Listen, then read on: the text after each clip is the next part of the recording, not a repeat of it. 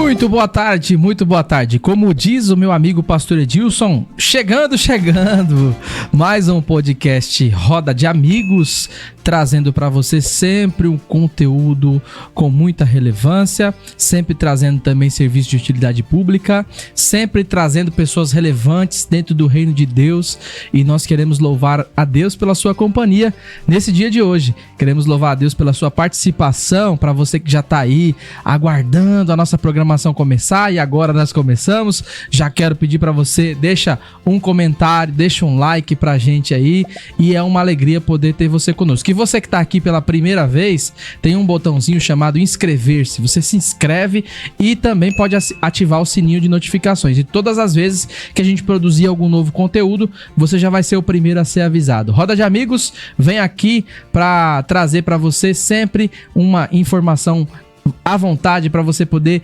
conversar conosco e trazer um tempo muito especial para nossa vida. Hoje eu tô aqui com o meu amigo pastor Paulinho, a quem eu quero saudar já com a graça e a paz, e também ele vai aqui apresentar o nosso convidado essa noite. Pastor Paulinho, graça e paz. Saudações de paz, ouvintes, saudações de paz a todos os internautas, os amigos que nos seguem. Roda de Amigos, estamos hoje com um tema muito importante, pertinente, necessário para o tempo que vivemos. Pastor Flaviano. Muito bom. Acho que dá pra gente poder introduzir o tema, que antes de a gente apresentar o nosso convidado, você vai ver um vídeo dele aí, o evangelista Lucas Freire, da AD Carapicuíba, o campo de Carapicuíba aqui da Assembleia de Deus de Madureira. É uma alegria poder receber o nosso irmão.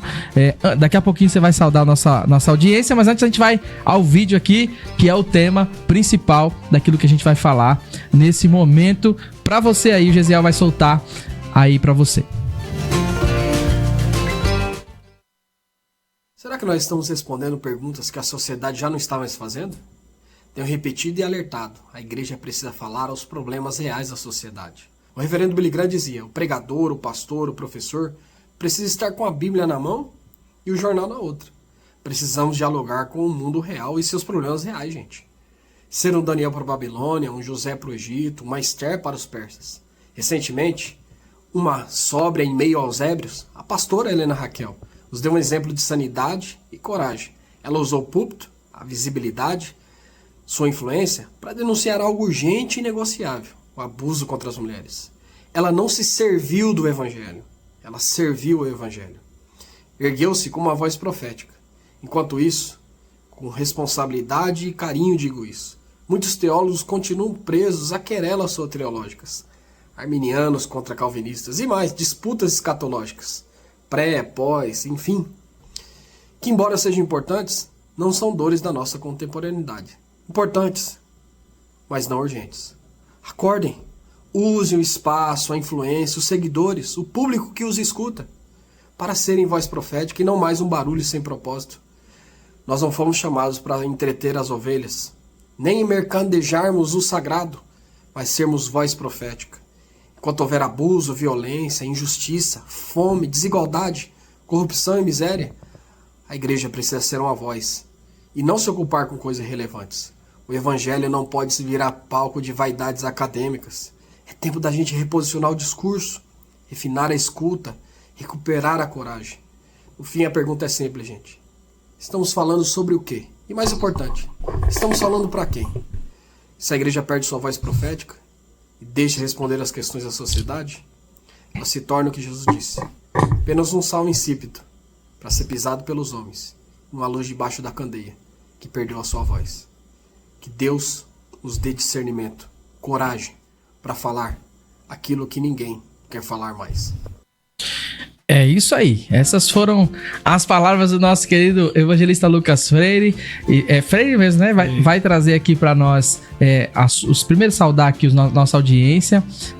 Um tema sensível, banhado de polêmica em meio à internet, às redes sociais, mas eu acredito que hoje a gente vai ter aqui, como a gente falava aqui nos bastidores antes de começar, um papo saudável, um papo que vai ser agradável à nossa audiência, e eu tenho certeza que também esclarecedor. Lucas Freire, sauda a nossa audiência aí em nome de Jesus. Primeiramente, boa tarde a todos, muito obrigado pelo convite, pastor Paulinho, Flaviano, nosso amigo Edilson, amado Edilson. Obrigado, viu? Obrigado por me trazer aqui para falar esse tema. Já é a quarta vez já, né? Tá vez já. Então já tá tá de casa. Já tá da casa. Já tá da casa. Tô quase virando apresentador também. Então, muito bom estar aqui na Roda de Amigos. Obrigado por esse tema. Muito importante, pertinente e necessário. Precisamos falar desse assunto. Muito bom. E já vou começar aqui perguntando, quando você fez o vídeo, a repercussão ela foi nacional, ok, a gente já sabe disso através das redes sociais, mas quando você fez o vídeo falando aí de uma sobriedade da Helena Raquel, como é que foi a reação do seu público que te ouve, como foi as mensagens que você recebeu, como é que foi essa troca de mensagens ou até mesmo você teve pessoas que não concordaram com você também, teve pessoas que concordaram, como é que foi essa reação imediata? Bom, em geral, o público percebeu que o assunto é relevante, é pertinente e que ele precisa ser falado, né? Então, a reação foi positiva. Não tive nenhuma... Acredito que o vídeo eu não tracei uma questão de negatividade do assunto. Sim. Muito embora falei de um assunto polêmico, tentei trazer mais o aspecto da relevância ou da importância de falar sobre o tema. Verdade, a relevância e importância. E chacoalhei os teólogos para calibrarem a sua teologia, o conhecimento, a influência que eles têm para falarem de assuntos assim. Me parece, vocês podem contribuir comigo, que a igreja perdeu a voz profética. Verdade. Ela fala de assuntos que não são mais perguntáveis. Esqueço agora um livro que fala que o pastor, o pregador, o teólogo, ele precisa sentar, fazer esse exercício. Sentar numa cafeteria e ficar com o ouvido sobreaberto para ouvir o que as pessoas estão falando. Claro que era um pastor escrevendo na década de 90. Hoje nós temos ouvidos e olhos na internet. É verdade. O que as pessoas estão falando? Será que a igreja está respondendo questões? Ou a igreja parou de responder questões e perdeu a relevância? Eu falo disso porque a Helena Raquel traz um problema pertinente, de questões que existem no nosso meio, precisam ser faladas, mas eu poderia também trazer Deus levantando um Ciro em persa, um rei, e chamando de servo, como Deus chamou um profeta chamado Felca. Vocês sabem quem é o Felca? O Felca foi um profeta. Por quê? Ele falou sobre a adultização das crianças, que não é assunto do Felca, tinha que ser assunto dos teólogos, dos pastores. Então, mais do que o assunto, é sobre por que não falar sobre esses assuntos. Mas esse assunto é um assunto relevante e eu acho que a audiência tanto pegou essas duas matizes da minha crítica, né? A crítica para falar sobre o assunto e a relevância daqueles que falam, para falar sobre mais assuntos como esse. Na verdade, você chamou a atenção da fala, abordou a importância da fala e abordou a falta de quem não fala, né? A ausência de quem não fala. Então, foram essas duas camadas. Certo. Pastor Paulinho também tem as suas... Só para contextualizar a galera que não... Sintonizar a galera que não... Que tá chegando agora, tem muita gente que nos ouve e a audiência é dinâmica, graças a Deus. Tem muita gente que fala, mas sobre qual é o tema e quem é essa mulher do cartaz? É uma pastora, né, do Rio de Janeiro, ela ministra, ela tem um ministério e ela foi um dos maiores congressos do país, que é o Gideões Missionários da Última Hora. Nesse congresso, ela trouxe uma mensagem sobre aquela história do profeta que coloca a filha dele à disposição lá. Então é um tema bíblico. Ela trouxe, dentro do livro de Juízes, ela trouxe um tema bíblico. Entretanto, ela trouxe algumas denúncias que não são costumeiras de ser faladas. Trouxe algumas falas, como a fala da pedofilia, a fala da agressão física, a fala da dupla personalidade do obreiro. Ela trouxe alguns temas que são mais sensíveis para se tratar no altar, ainda mais no que tange a ser uma mulher. Esse é um ponto também que deu relevância. Então, a partir daí, a Janja, a Xuxa e outros artistas, eles pegaram cortes dessa fala e eles foram lá pulverizando. Então, acabou que se tornando uma guerra entre esquerda e direita também. Começou do pessoal do secular, né? Evangélica secular, Umbanda contra evangélico, e começou essa ideia, porque a Helena Raquel, na sua fala, ela disse que dentro das nossas igrejas, eles pegaram essa fala em específico, né, para poder gerar uma polêmica, que dentro da igreja existe um certo incentivo para que as vítimas fiquem omissas aos fatos que acontecem nos bastidores do sistema religioso e das suas casas, sendo assim a agressão para não ser denunciada, a pedofilia para não ser tratada como pedofilia, mas sim como um pecado e como demonizando a situação. Bem, então o que eles pegaram de corte foi isso, só para você sintonizar a ideia aqui do que está sendo falado. Aí o professor Lucas, ele fez um vídeo também valorizando a fala e mostrando o quanto é importante para nós também, e eu sou apoiador dessa fala, de que é importante a denúncia, é importante a tratativa. Mas aí ele falou ao nosso público, ela falou ao público lá, e isso também reverberou no mundo secular. O Lucas trouxe uma fala ponderando a ideia de que esses temas têm que estar mais presentes. A Helena Raquel falou que tem que haver denúncias, apontamento e tratamento mais agressivo contra esses agressores. Entretanto, uma fala do Lucas aqui importante é que ele diz que nós muitas vezes somos omissos, não omissos no tratamento, que a igreja em certo nível trata sim. Perfeito. Só que nossos debates não fomentam o conteúdo, não é isso? A baila, não trazem eles não ficam ali sendo tratados, a gente não discute como tratar isso. Então algumas pessoas erram por falta de conhecimento. E quem leva conhecimento são os mestres, os doutores, os pastores. Então acho que só para poder contextualizar a audiência, para que todo mundo sintonize, não precise ir lá no outro vídeo para ver a mensagem toda, nós vamos falar hoje alguns minutos aqui baseado nessa realidade, nesse contexto. A partir daí a gente evolui agora para os pormenores, agora localizado dentro da nossa visão de reino, de sociedade e de cidadão também. Muito verdade, muito bom. E aí, Lucas, eu tenho alguns pontos aqui dentro dessa fala. Uma das coisas que você falou, que é a importância de trazer esses debates, eu concordo. Uhum. Eu acho que, por exemplo, a gente tem revistas da escola bíblica que a sua é diferente da minha, mas se nós formos ver a grade dessas revistas... E aí eu sou aquele cara que eu gosto de pensar que se é pra resolver um problema, quem tem que resolver somos nós. Também. Não concorda? A partir de nós, porque assim... Ela fez uma fala de que existe um problema. Todo mundo é ciente desse problema. E agora, quais são as ações a serem tomadas? Penso eu sou frequentador de escola dominical desde os meus 10 anos de idade. Mesmo quando eu não queria ir, minha mãe obrigava a ir. E aí, tinha que acordar a escola bíblica. Hoje, peguei amor por isso e mesmo pastoreando, tô todos os domingos lá para aprender. Só que eu não me lembro, cara. Eu não me lembro de um tema. Eu não me lembro, possa ser que tenha e eu faltei, ou eu não me lembro. Mas eu até pesquisei um pouquinho, não achei com facilidade um tema nível família que trate alguns desses casos. Então, assim, nós temos a maior faculdade do mundo, a Assembleia de Deus, tem a maior faculdade do mundo, que é a Escola Bíblica Dominical, que também, em certo tom, não apresenta esses temas. Então a gente já começa com um problema em casa. Perfeito. Concorda ou não? Eu não sei se você lembra, eu tô ponderando mesmo para os meus amigos me lembrarem aqui. Então, a gente tem esse primeiro ponto. Perfeito. E a gente tem revistas, desculpa interromper, revistas voltadas à família, né? Família. A gente temos. Revistas voltadas à família, ao trato de pai com filho, de esposa com esposo, temas que estão nas cartas de Pedro, nas cartas de Paulo, e a gente vê... Aí tem um problema. E aí, bem lembrado, a gente tem revista que fala de família, só que não toca nos temas mais sensíveis. É medo? É falta de preparo? O que se dá? Ou acho que não é necessário? O que você enxerga dentro dessa perspectiva? Livros também são poucos. E, por exemplo, conferência, não tem. A conferência família, o cara vai falar sobre...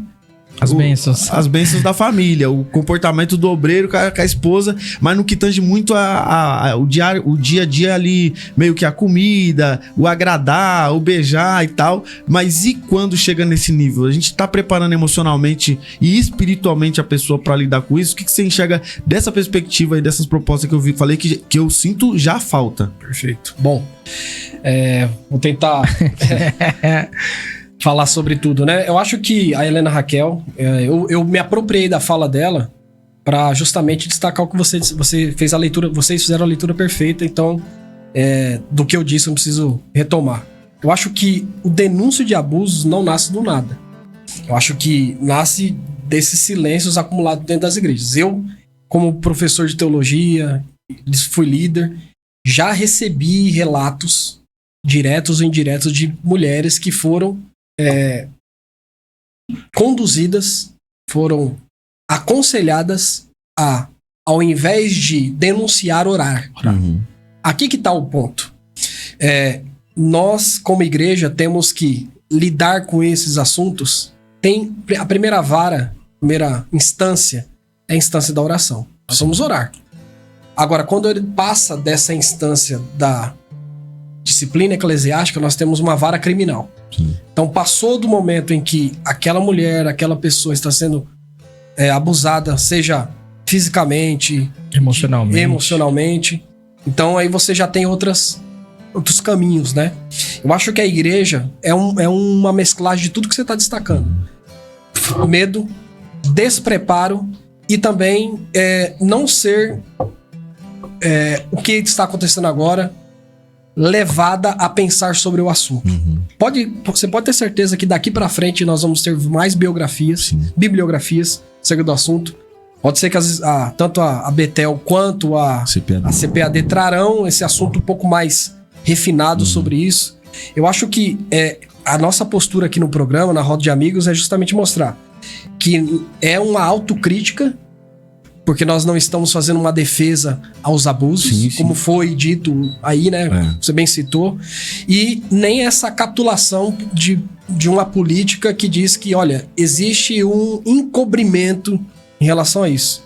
Eu acho que existe uma terceira via, que é a via do evangelho. O evangelho consegue lidar com essas tensões muito bem nós temos uma autocrítica. O evangelho, o cristianismo é a única religião que se deixa se questionar. As outras religiões não se deixam questionar. Jesus Cristo, a sua igreja, se deixa questionar.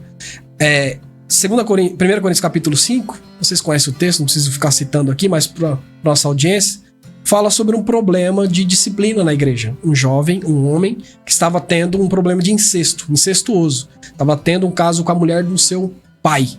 E a igreja não tinha tratado esse assunto. E o problema de Paulo não é o problema, é não resolver os problemas.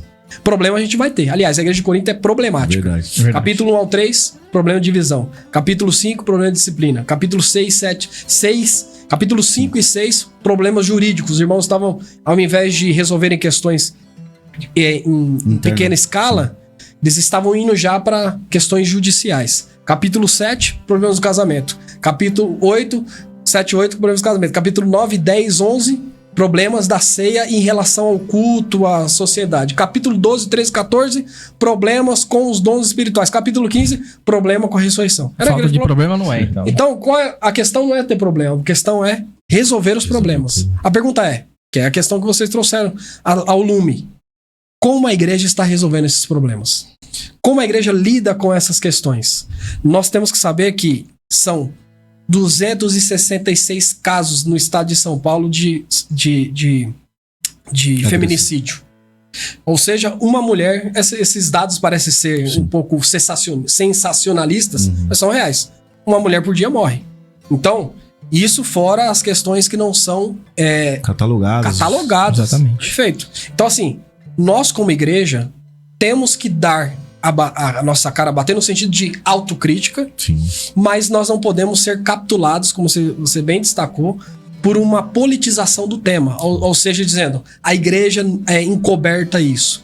Pode ser que, por um dado momento, nós, por fazer má teologia, não analisamos esse problema biblicamente. Ou seja, justificamos a ausência porque vocês são pastores.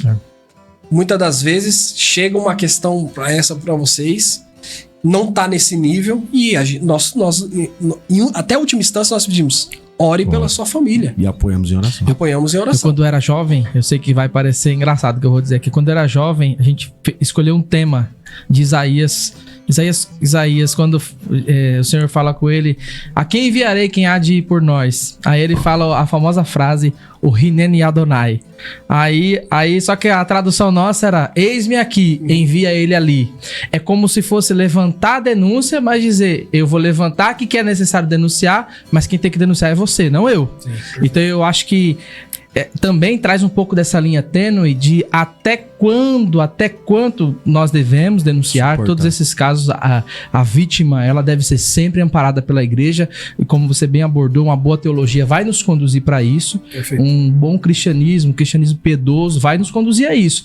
Agora, é interessante que o que o Paulinho acho que vai contribuir bastante com isso é nos pormenores do day after dessa denúncia. Os pormenores do dia seguinte, do cuidado de quem foi ofendido, e a gente até no cristianismo se permite cuidar do ofensor, porque no cristianismo a gente tem a base de Jesus é a graça, e para aquele que se arrepende e deixa, a Bíblia diz que alcança a misericórdia. Então, desculpa eu estar demorando aqui na minha fala, mas é pra gente contribuir. Até quando a gente vai dizer, eis-me aqui, denunciem vocês aí, né? Porque você foi uma voz, Helena Raquel foi uma voz, a partir de agora vai ter outras vozes. Mas e o dia seguinte, após as denúncias? Como é que você enxerga que isso vai se dar, ou como isso vai ser? E você abordou muito bem na sua introdução, que isso é um pontapé inicial, é um começo pra gente começar a falar sobre isso. Como é que você enxerga esse dia seguinte? 3 passos da verdadeira igreja, né? 3 sinalizadores de uma verdadeira igreja. Os reformadores contribuíram muito bem para esses sinalizadores. Ministração correta dos sacramentos, nós guardamos 2 só: ceia e o batismo. Segundo, exposição fiel, consistente, síncrona, diária das escrituras. E terceiro, a administração correta da disciplina. Esses 3 pilares devem ser tratados de forma diária.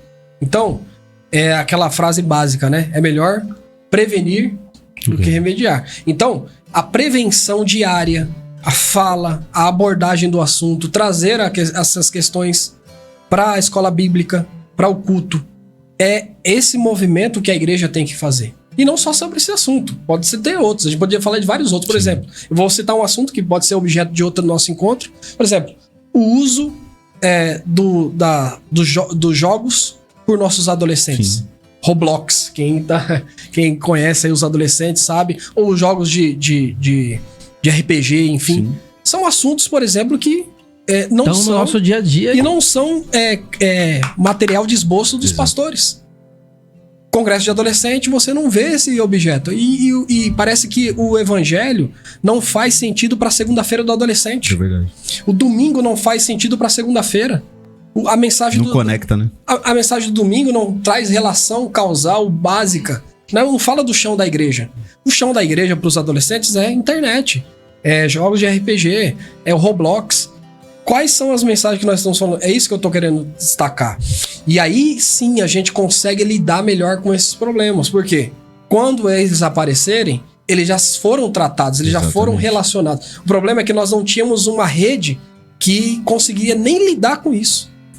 Às vezes a situação estava tão naturalizada dentro da casa daquela irmã, ela está sendo agredida, está sendo abusada em vários níveis, que para ela está sendo provada pelo Senhor. É verdade. Deus está permitindo que isso aconteça. Deus está me provando. Né? E essa ideia é fruto de uma péssima teologia. Uma péssima teologia. Exatamente. Que não faz separação entre a disciplina eclesiástica, até que nível ela pode ir, porque tem até um nível onde ela pode ir. Paulo disse, e vou retomar o texto, que a gente tem que ir para o texto. 1 Coríntios capítulo 6, 5 e 6. Os dois núcleos de disciplina. Diretamente para um rapaz, e Paulo dizendo assim: quando vocês tiverem questões entre vocês, resolvam entre vocês. Até que nível? Até um nível em que não precise de uma jurisdição maior para lidar com isso. Então, chega um momento em que passa da legitimidade eclesiástica, e aí vai ser que entregue para a legitimidade jurídica criminal. Então, é uma tentativa de homicídio, é um abuso. Então, já não é mais a questão pastoral, é uma questão já criminal. É isso que a gente tem que saber. Agora, esses limites vão ter que ser construídos a partir de ensino diário, estudos, as pregações, e aqui é a minha denúncia. Teólogos, pastores, pregadores, eu me incluo nisso. Mudem, refinem o vosso ouvido, percebam qual é a questão da igreja. Quem é melhor que o pastor para saber o que a igreja necessita ali? Senão, o pastor. Então ele precisa lidar com a realidade. Porque senão, nós vamos estar falando de calvinismo e arminianismo, que é importante, urgente. É importante, mas não é urgente. Sim. Não é a causa diária do dia segundo e terceiro século, para mim marcar a minha fala aqui. A grande questão não era se o Corinthians ganhou, se o Palmeiras ganhou, segundo e terceiro século você acredita que Jesus é carne? Ou você acredita que Jesus é espírito? Essa era a questão do dia a dia. O comércio, a caminhada no dia a dia. Era os arianos contra os socianos. Os ebionistas contra os arianos. Os docetistas acreditam que Jesus é uma imagem só, uma aparência, ou acreditam que Jesus é só uma carne? Hoje as questões do dia a dia mudaram. Então a igreja precisa ser uma voz, precisa ser publicizadora do evangelho, para que ela não viva uma bolha separada da realidade. Deu para entender isso? Então, respondendo a sua questão, diariamente, todos os dias. E fazendo com que essa mensagem seja não só o devir, mas também a prevenção. Muito bom. Dentro dessa proposta, tá ouvindo aí, né, ouvinte? Tá forte aqui, tá muita bom, coisa, vai aflorando nosso pensamento, vai dando direção. E eu gostaria de falar aqui como no mundo tem uma moda agora, estou no meu lugar de fala. Estou no meu lugar de fala. E muita gente aí embarcou nessa onda aí sem estar no lugar de fala deles. Quando é com eles, nós temos que estar no lugar de fala. Agora, quando é com a gente, nós não estamos. Verdade. Né? Aí não precisa, eles gostam de opinar. Bem, deixa eu falar aqui como é tratado, e aqui eu não falo por todos os pastores, eu falo por um manual básico de um obreiro. Como é tratado numa igreja um problema, seja ele... Aqui eu vou só classificar, mas não é nessa ordem de urgência ou não. A questão da pedofilia, da agressão física, do abuso infantil e de outros temas mais. A igreja, ela nunca foi coercitiva, essa é a palavra? Ela nunca foi conivente com essa proposta, nunca. Nenhuma igreja bíblica que se preze, ela apoiou, incentivou, patrocinou nenhum tipo de ação dessa. Ela repudia, acho que uma das organizações que mais repudia é a igreja cristã, pelos princípios que ela carrega, biblicamente. Agora vamos lá. Chegou o caso pra nós, vou falar aqui no lugar de fala de pastor, tá? Dificilmente eu falo nessa cadeira. Mas chegou o caso pro pastor, vamos falar do mais leve aí, que é mais leve no sentido de como lidar, tá? Chegou lá o caso, a irmã falou, meu marido foi ignorante comigo. Como? Ele chegou lá e gritou comigo. E também pode ser irmã, tá? Inclusive. Não é só homem, não. Já chega caso de o homem chegar lá e falar, minha mulher tá com muita ignorância ou tá agressiva, ok? Quando chega em primeira instância, o que a gente tem que fazer? Toda a orientação pastoral vai passar pelo crivo da oração. Então, quando alguém fala assim, não, a igreja ela é conivente, ela omite, não é. É que nós temos um critério. Primeiro nós vamos avaliar qual é o nível de agressividade, qual é o nível recorrente disso. E aí a gente vai falar, irmã, tem o primeiro nível, vamos orar para que o mal não crie uma situação maior. Depois, vamos aplicar métodos práticos da rotina. Às vezes é reação a uma ação, às vezes é uma provocação indevida, e é uma série de fatores que a gente não quer correlacionar porque cada caso é um caso. Mas no todo, a igreja vai levar a oração. Depois, ao conhecimento do pastor, no que tange a verdade, a gente chama a outra via, para que a outra via também fale a versão dela. Dentro dessa via, a gente vai entender qual que é o real problema. E às vezes o problema é falta de entendimento. Beleza. Depois disso, nós vamos unir os dois. E esse é o tratamento básico que deveria ser feito por todo pastor. Pelo menos é o que tange a cartilha básica aí de boa gestão. Aí você vai trazer o casal e vai orientar à luz da Bíblia, com versículos bíblicos, com meio que um método para poder apaziguar a situação. A igreja sempre leva para o lado da conciliação. Segunda coisa. Quarto passo. A igreja sempre leva pro lado da conciliação. Não é que a igreja quer que a mulher viva com o agressor, nem que o homem viva com a agressora. A igreja quer que haja conciliação, a igreja prega paz, a igreja prega perdão. Aí nós entenderemos se a mulher quer continuar ou não, ou o homem quer continuar ou não. Quando chega nesse viés, a gente separa os dois e vai tratar o caso individual para entender de fato quais são as reais motivações. E aí, com o discernimento espiritual que o pastor recebe de Deus, ele vai tratando o caso. Mas o passo a passo é esse. Então, quando alguém chega lá e fala assim, o pastor ficou puxando a parte pro meu marido, a minha mulher... A ideia é que esse pastor seja cristão, verdadeiro e genuíno e leve os princípios de Cristo. Também. E imparcialidade é muito importante para um líder. Só tô falando aqui porque tem muita gente que não entende como a igreja trata. Nós não chegamos a falar lá, liga lá direto, ou então separa amanhã. Como eu já ouvi casos, infelizmente, sim, de o cara chegar lá e falar assim, eu não gostei de tal posicionamento. Separa, não é de Deus e não sei o que. E outros que já falam, não, irmão, Deus tá te provando, que o Lucas bem falou aqui. Deus tá te provando, é uma prova, é uma fase, vai passar. E aí fica naquele negócio, a irmã chega com o olho roxo no outro dia, outro dia chega com o braço quebrado, enfim. Não estamos falando desse nível. Esse nível é sem conversa, é sem mimimi. Nós já oramos, acreditamos na intervenção divina. Não houve intervenção divina pelo qual motivo? Porque provavelmente o cara não se deixou ser modelado pelo Espírito Santo. Uma dureza de coração, né? E a Bíblia fala sobre essa dureza de coração. A gente pode voltar outro dia só pra falar disso. O cara não quis ouvir, não amou a esposa o suficiente, não amou a Cristo o suficiente para poder se arrepender, não amou a família o suficiente, ele não vai ter compromisso com a igreja. Então ele não vai sair, não vai mudar por causa da igreja. O que vai acontecer? Então nós orientamos e dizemos, vai lá e denuncie mesmo. Só que aí entra um ponto, Lucas. Eu quis aqui só conectar os ouvintes à realidade do que é bastidor do pastor. Esse é o posicionamento do... tá de acordo, Fabiano? Tranquilo. Tem alguma coisa a ponderar? Não, tá ótimo. Beleza. Lucas, tá tranquilo? É isso. Agora vamos para os pontos. Famoso day after. Quando essa pessoa chega lá, eu tô falando em algumas questões com propriedade fala pelos casos que nós tratamos. Quando essa pessoa chega lá, eu preciso analisar todo um contexto. Porque, um exemplo, e talvez seja fato ou apenas fictício, mas só pra você entender. A pessoa chega lá em casa 1h30 da manhã. Vamos pra realidade do dia a dia. Pastor, pelo amor de Deus, me ajuda. Não deu nem tempo de ligar pra avisar que ia, só batendo lá. E eu tenho que abrir. Vejo que é uma ovelha da igreja, eu tenho que atender. A irmã tá lá, sanguentada, com hematomas, dizendo, isso foi o meu marido. E aí? Entende? É esses pensamentos que eu tenho. Eu não tô isolando o caso, porque isso é um caso rotineiro para quase todos os casos de violência. O pastor é a primeira pessoa a ser acionada.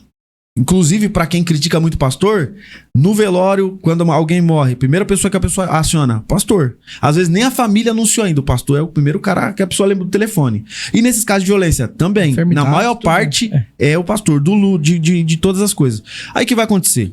O pastor vai chegar lá e ele tem que analisar o todo. Por quê, irmãos? Porque eu posso estar vendo uma coisa e ser outra coisa. Como assim? Tô vendo uma agressão. Mas como se iniciou essa agressão? Eu tenho que ouvir o outro lado. E aí não tem histórico nenhum, porque pode acontecer de não ter histórico nenhum. Foi a primeira vez, pelo menos a nosso conhecimento. E aí tem o outro lado que vai falar que também sofreu agressão. Então o pastor, ele fica ali como conciliador. Ele não pode chegar lá e falar pra mulher, vai lá, liga pra polícia agora. Beleza, liga pra polícia agora, a mulher vai contar a versão dela, você vai ficar como testemunha. E aí chega lá, o cara fala assim, ela tentou tentativa de homicídio. Eu só tô ponderando pra gente começar a abrir o leque à mente de que não é apenas uma denúncia.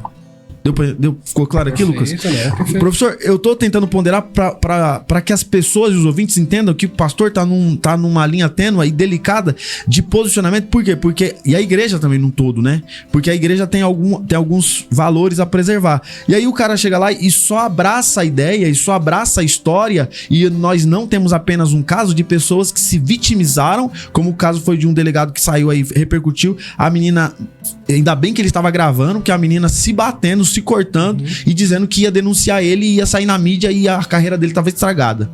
O pastor tem que ser cauteloso na abordagem do tema, então ele vai dar amparo primeiramente à vítima ali, mas ele não pode já sair por aí pulverizando a ideia, nem fazendo denúncia, nem apoiando nenhuma história, porque ele precisa apurar. E tudo isso leva tempo, gente. Às vezes tem coisas tão bem construídas que demora dias e meses. E tem coisas que nós vamos chegar a uma conclusão que não é a conclusão real de fato. a igreja precisa ser cautelosa. E o que eu quero ponderar nessa denúncia que foi fomentada aí? A denúncia não é a solução. A denúncia não é a solução. Eu acho que é a mesma fala do Lucas.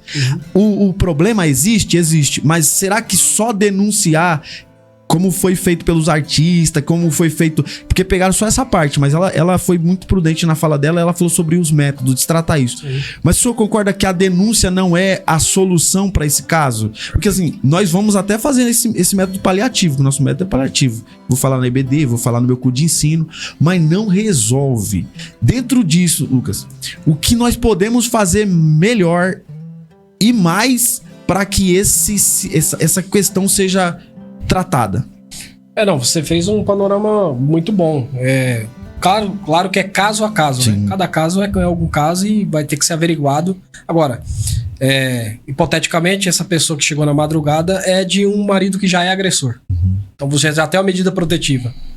A última instância é: vamos abrir um BO. Agora, não é um caso recorrente, não tem medida protetiva, é a primeira vez que aconteceu. A primeira coisa que vai fazer é dar guarida para essa pessoa, deixá-la na sua casa, levar para algum lugar, enfim, e depois fazer uma averiguação mais próxima para depois tomar atitude. Então você percebe que é caso e casos, é difícil. Né? Não é assim. O que eu quero tratar que é difícil. Perfeito. Porque teve uma mulher que eu vi um repórter falando, ela foi 7 vezes à delegacia e cancelou o BO 7 vezes. Entende o que eu tô falando? E não é que era uma mentira, era fato, o marido agredia. Mas quando chegou lá e ela começou, quando o sangue esfriou, ela começou a contabilizar os prejuízos que viriam posterior, ela achou que ser agredida era o menor dos problemas. Olha aí. Já é outro problema que tá aí, né? Entende, Lucas? Perfeito. Então eu quero trazer luz aqui ao pensamento, como nossa proposta é fazer pensarem mais, eu tô abrindo um pouco mais o leque para ver que a igreja nunca foi conivente, gente. Não, sim. A igreja e os pastores e líderes, eles tratam o tema. Qual que é a dificuldade? Nós não conseguimos, muitas vezes, é fato, levar isso ao público.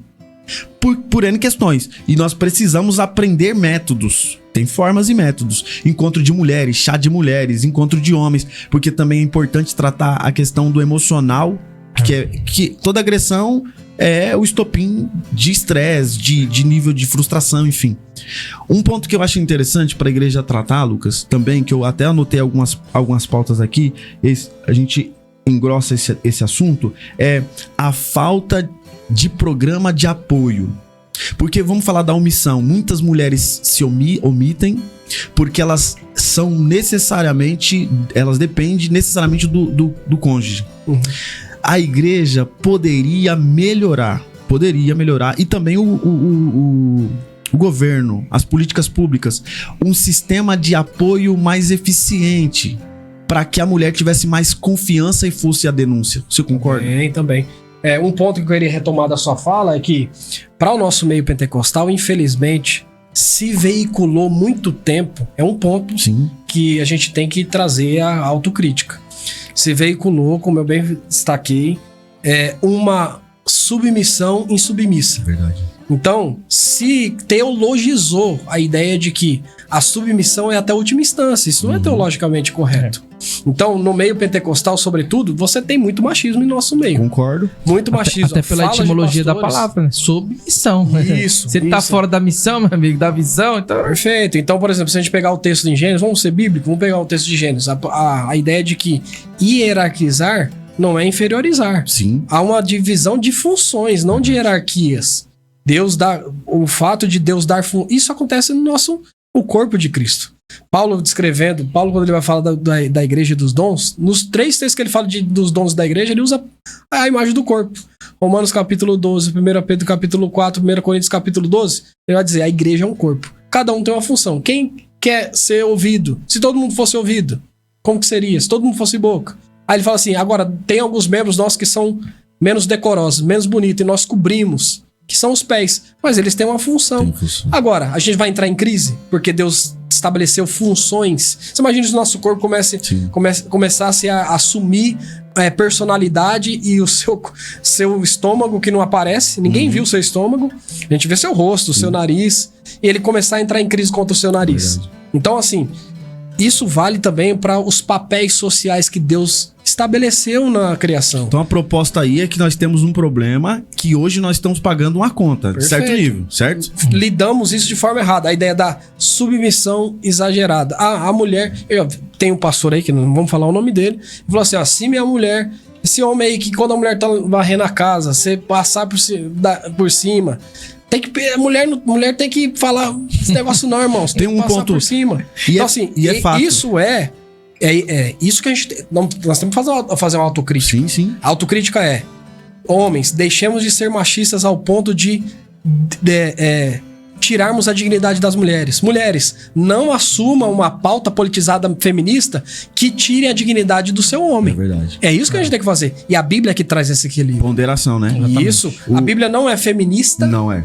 Mas ela é feminina. A Bíblia não é machista, mas ela é masculina. Então, é esse equilíbrio que a gente tem que fazer.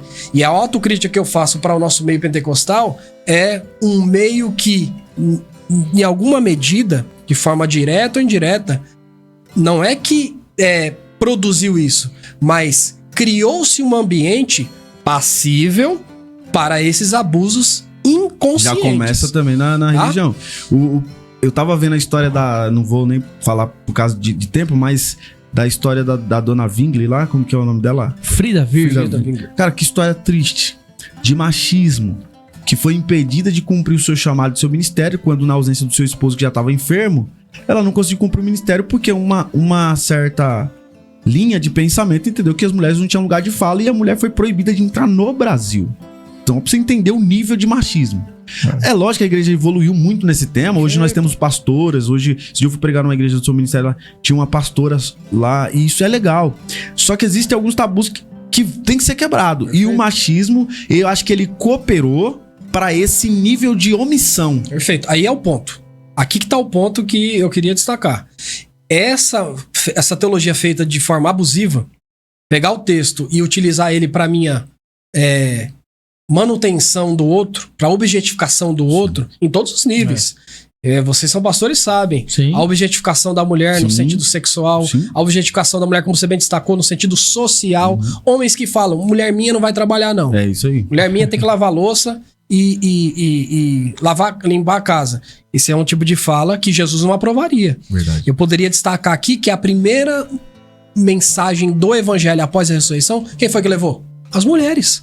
Ô Lucas, só pra gente adiantar perfeito, aqui... Perfeito. Só o outro ponto que eu acho que cooperou muito e coopera hoje para que haja essa omissão, que as pessoas não manifestem essas suas verdadeiras dificuldades, é a questão do julgamento religioso. Perfeito. Nós temos um ponto muito... que acho que deveria até ser assunto de outro podcast contigo, professor, que é o fato da mulher ficar com medo de acabar aquele relacionamento, e por essas motivações, algumas igrejas hoje não apoiam o segundo casamento, ou que seja. Outra discussão, né? É uma discussão difícil, porque foi tratada. Beleza, eu vou denunciar, automaticamente vai haver uma separação, e a mulher tem que retomar a vida dela. Às vezes tem filho, tem necessidades, enfim, e também tem a questão humana. E aí? Eu acho que esse tema também atrapalha para que a pessoa tome um posicionamento. Nós vimos alguns casos de artistas, eu vou usar esse exemplo, de que não se separaram tecnicamente no papel, no fórum. Por quê? Porque eles tinham algumas coisas em comum no seu CNPJ, ou vinculados ao CPF. Exato. Esse mesmo problema alcança a igreja? Alcança. Vocês bem sacaram, a rede de apoio. Você chamou de rede de apoio? Eu vou chamar de ambiente terapêutico de Tiago, capítulo 5. Tiago fala assim, naquele texto que a gente fala assim, a oração do justo pode muito. Aquele que tá feliz, cante. Aquele que tá com sofrimento, ore. O texto vai dizer assim, e se alguém tropeçar, o que tem que fazer? Fale para o seu irmão, confesse os pecados uns aos outros. Para quê? Sareis, porque a oração de um justo, aí que tá o contexto, pode muito seus efeitos. Depois ele dá o exemplo de Elias. Que legal. E interessante destacar que isso que você chamou de ambiente, ou de rede de apoio, é um ambiente terapêutico. É um ambiente de você poder melhorar o condicionamento dessa mulher, preparar ela para ser autônoma. Minha mulher é autônoma. Minha mulher a minha também. Dirige. A minha tirou moto, carro, caminhão. Minha mulher trabalha. E eu sempre incentivei ela. Sempre incentivei. Por quê? Porque a gente tem que criar. E Jesus é quem faz isso. Eu tô partindo de Jesus. sim. Não tô partindo da minha ideia. Não é Eu nosso. tô partindo de Jesus. Jesus é quem reestabeleceu a dignidade da mulher. E Paulo, que as pessoas, né? Tem, aliás, um livro pra citar aqui, você que bibliografia de uma mulher, aí ela tem lugar de fala, né, para entre aspas, né? A Cynthia Long Westphal, ela tem um livro, O Homem e a Mulher segundo Paulo, espetacular. E ela fala justamente isso. Paulo, ele não escreve dentro de um sistema patriarcal. Ele simplesmente reproduz, ele subverte aquele problema. Por exemplo, quando Paulo, olha que revolução que Paulo causa, que inversão que Paulo causa quando fala assim: mulher, você não tem poder sobre o seu corpo. Homem, você não tem poder. Quando Paulo fala homem, você não tem poder sobre o seu corpo, isso é uma revolução. Isso mesmo. Porque na cultura greco-romana, o homem tinha domínio sobre a mulher. Eu poderia citar vários textos aqui, mas o tempo não nos deixa. Por exemplo, a ideia no Antigo Testamento, que a Bíblia, quando está sendo escrita, é Antigo Testamento também, mesmo seja o Novo Testamento, né? O Novo Testamento sendo escrito é Antigo Testamento ali naquele período inicial. Mas, por exemplo, Paulo, quando Paulo fala isso, justamente está desfazendo um ambiente greco-romano judaico, que, por exemplo, a mulher é chamada de... tem que chamar o homem de Baal, que é senhor. Sara, quando se dirige a Abraão, senhor. Sim. É um pronome de tratamento de um servo, um escravo para um senhor. A mulher em Deuteronômio, em Levítico, era contada como objeto como carneiro, vaca e jumento. Então, quando se fazia a contagem, a mulher entrava como um objeto. E quem é que dá essa dignidade? Quem é que restitui a dignidade da mulher? Jesus Cristo e o Evangelho. Você falando, eu tô aqui em 1 de Pedro 3, no verso 6. Como Sara obedecia a Abraão, Olha aí. chamando-a de Senhor, a qual vós sois filhas, fazendo bem e não temendo nenhum espanto. Então, Perfeito. Nesse ponto, só Perfeito. pra Avancem gente... aí, vocês têm aí o tempo aí e as pautas, pode ficar à vontade. A proposta então é que a gente precisa evoluir também nessas outras fases, essas outras dificuldades tabus que a igreja tem, Perfeito.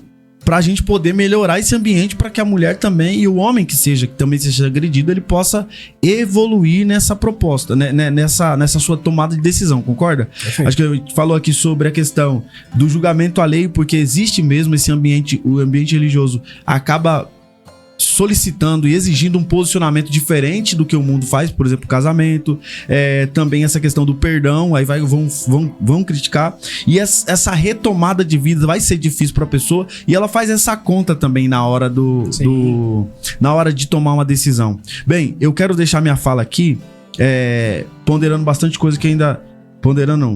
ressaltando que faltou muita coisa. E talvez os ouvintes vão aí fermentar a ideia pediu replay no chat. Entretanto, nosso tempo é limitado e a gente tentou se ter aqui a causa e problema mais solução. É por isso que ficou pouco tempo. Sim. Então, professor Lucas, antes de dar fala final para o senhor, eu gostaria de deixar aqui alguns canais para que as pessoas se sentissem à vontade e necessariamente usarem quando for quando estiver na situação. Você tem a Delegacia da Mulher, que você pode ligar. Deixa eu pegar aqui o número que eu não sei de cor, não. Eu peguei alguns números aqui, de repente você não tinha conhecimento que tinha esse tipo de telefone e disque denúncia. A Delegacia da Mulher. Para violência contra criança e adolescente, você disca 100. São áreas diferentes que vão dar direitos humanos, denúncia anônima, vale para abuso, pedofilia e maus tratos. Também tem o 180, que é o da violência contra a mulher. Esse é um atendimento que orienta e encaminha para a delegacia mais próxima. Não sei onde não sei como fazer. Tem o 180. Depois tem a emergência de risco imediato, que é a polícia militar, o 190. Quando tá a situação lá pegando fogo, a situação já tá no ato ali, você pode ligar pro Disque 190, que é a polícia militar. E também temos o número do Conselho Tutelar da cidade de Carapicuíba, que é um órgão muito importante e necessário, e eu até tenho falado com meus pares aí, para que levantem mais representantes que levem os valores e princípios cristãos. Não quer dizer que só cristãos levem bons princípios, mas nós queremos que eles sigam a palavra de Deus e ela orienta a cuidar dessa faixa etária. Então, o número é 41 64 54 46. Vou repetir, 41 64 5446. É o Conselho Tutelar Municipal aqui da cidade de Carapicuíba. Você que tem em outras cidades que vão nos ouvir, outros estados, é outro número. Entretanto, você recebeu outros 2 números que são nacionais aí para você ligar e não deixar de fazer a sua denúncia. Cárcere privado, é abuso até o emocional, quando a pessoa é aquela pessoa que não te dá liberdade nem para respirar. Toma muito cuidado com isso. Explodiu lá nos Estados Unidos agora e termino minha fala. Um pai que prendeu uma filha durante mais de 27 anos e ele teve filhos com ela, só foi descoberto por causa de uma filha dela que passou mal e foi no hospital e viu que não tinha registro. E essa menina estava desaparecida há mais de 27 anos e o próprio pai guardava ela em casa em um bunker. Tome muito cuidado. Viu alguma coisa suspeita? Denuncie, não seja conivente. Ah, mas tem um quebra-quebra lá, tem uma gritaria, ou fulano sumiu, desapareceu, ninguém sabe. Denuncie, pesquise, vai saber, porque é muito importante. O cristão tem que ser sal da terra e luz do mundo. Nós somos protestantes ainda. Somos protestantes aí. Obrigado pela fala. Eu já devolvo aqui ao Lucas para também fazer suas conclusões. Perfeito. Eu quero agradecer por falar desse tema. Acho que ele é importante. Ele abre vários outros temas, camadas de temas que podem ser problematizadas, devem ser problematizadas e revisitadas. Eu acho que essa é a função da igreja. Ser autocrítica, lidar com esses problemas, e a grande questão é 2 caminhos. É nós assumirmos o evangelho como a voz que responde essas questões e não transformar essa crise pastoral em uma pauta política secular. Esvaziar essa solução do fundamento que é Jesus Cristo. E Gálatas 3:28 justamente fala isso. Fala assim: em Cristo não há judeu, não há grego, escravo, nem livre, homem, nem mulher. Então, tudo é Cristo em todos. Então, essa nova criação que Jesus Cristo estabelece é uma criação que tem como verdade a dignidade da pessoa humana, que está nas nossas cartas magnas, a Constituição, os direitos humanos. Isso é coisa do protestante, do evangelho. O evangelho na história é aquele que busca a liberdade das mulheres da agressão, é aquele que cria centros de acolhimento de crianças que eram jogadas fora pelo Império Romano, é aquele que faz movimentos de separação entre cadeias públicas de mulheres e homens. São movimentos cristãos que lutam contra para a abolição da escravatura no século 17 e 18. É o movimento de direitos civis levada, nomeada, publicizada por Dr. Martin Luther King, pastor batista, que luta pela segregação racial. Então a igreja é uma voz profética quando abre os olhos, quando abre os ouvidos, quando refina o discurso e não deixa isso debaixo de politização e não deixa isso omisso, mas coloque diante das escrituras. As escrituras é a melhor obra e o melhor fundamento para a gente lidar com equilíbrio, verdade e voz para esse mundo. Glória a Deus. É isso aí, roda de amigos pra você. Hoje o negócio foi bom demais aqui, tá sendo bom demais. E eu queria aqui reforçar o que foi dito, né, nesse aspecto de nós não trocarmos, olha o que foi falado, não trocarmos a voz profética pela voz política.